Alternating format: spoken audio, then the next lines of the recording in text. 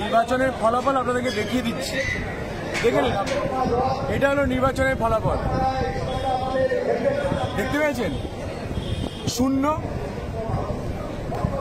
কেশপুরে BJP শূন্য, দেখতে পাচ্ছেন? এটা হলো এরকম শয়ে শয়ে বুথ যেখানে বিজেপি শূন্য। এটা গণতন্ত্রের ইতিহাসে সম্ভব যে 887টা ভোট তৃণমূল পাবে আর বিজেপি শূন্য পাবে? এটা কি গণতন্ত্রে সম্ভব? যেটা বলেছিলাম আপনাদেরকে যে কেশপুরে 200 খানার ওপরে ওরা বুথেতে রিগিং করেছিল, ছাপ্পা ভোট মেরেছিল কেন্দ্রীয় বাহিনীকে ঘুম পাড়িয়ে দিয়ে। আমি বরাবর বলেছি, আপনারা প্রথমে বলেছেন যে আপনি কেন্দ্রীয় বাহিনীর নামে অভিযোগ করছেন। আমার অভিযোগটা মিলল কি মিলল না? কেন্দ্রীয় বাহিনী যদি না ঘুমোতেন তাহলে কি শূন্য হতে পারত? ভারতবর্ষের ইতিহাসে কোথাও দেখেছেন কোন বুথেতে ভারতীয় জনতা পার্টি একটা সর্বভারতীয় দল শূন্য পেতে পারে?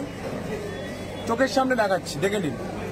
এটা পশ্চিমবঙ্গ, এটা কেশপুর, যেখানে শূন্য পেয়েছে বিজেপি, শূন্য। কেন্দ্রীয় বাহিনীকে ঘুম পাড়িয়ে দিয়ে শূন্য পাইয়ে দিয়েছে, রসগোল্লা পাইয়ে দিয়েছে। বাংলার মানুষ দেখুক, এবং যারা সত্যিকারের ভোট দিয়েছেন ভারতীয় জনতা পার্টিকে, যারা ভারতীয় জনতা পার্টিকে ভোট দেননি, আমি তাদের সবাইকে নতমস্তকে প্রণাম জানাই, তাদের সবার কাছে আমি কৃতজ্ঞতা জানাই। আর যারা এরকম শূন্য দিয়ে গণতন্ত্রকে অপমান করেছেন তাদের বিরুদ্ধে আমার লড়াই জারি থাকবে। এই লড়াই শুরু হয়েছিল ঘাটাল দিয়ে, কেশপুর দিয়ে। এই লড়াই ততদিন থামবে না যতদিন না এই দুর্নীতির বিরুদ্ধে আমি লড়াই করে এদেরকে পরাজিত করব। আমার তো লড়াই ব্যক্তিবিশেষ লড়াই ছিল না, আমার লড়াই ছিল দুর্নীতির বিরুদ্ধে, আমার লড়াই ছিল চোরেদের বিরুদ্ধে। সেই লড়াই আমার চলবে। যারা এটাকে শূন্য করেছে, কেন্দ্রীয় বাহিনীকে ঘুম পাড়িয়ে দিয়ে, তাদের বিরুদ্ধে আমার লড়াই চলবে।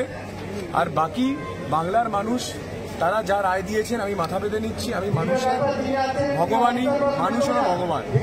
যারা ভোট দিয়েছেন তারা আমাদের কাছে জনদেবতা, গণদেবতা, তাদের রায় মাথা পেতে নেব। এবং আমি আশা করি আগামী 5 বছরে এখানে ঘাটাল মাস্টার প্রকল্প হবে। আমি আসব, আমি দেখব, যদি আমার কোনো সহযোগিতা লাগে আমি পাশে থাকব। আমি আশা করব যে ঘাটালের মানুষ পাঁশকুড়া থেকে দাসপুর হয়ে, ঘাটাল হয়ে, ইরপালা হয়ে আরামবাগ অব্দি রেল লাইন পাবেন, খুব শীঘ্রই পাবেন ঘাটালের মানুষ। কারণ তাদের সাংসদ বলেছেন যে গত 10 বছরে তিনি করতে না পারলেও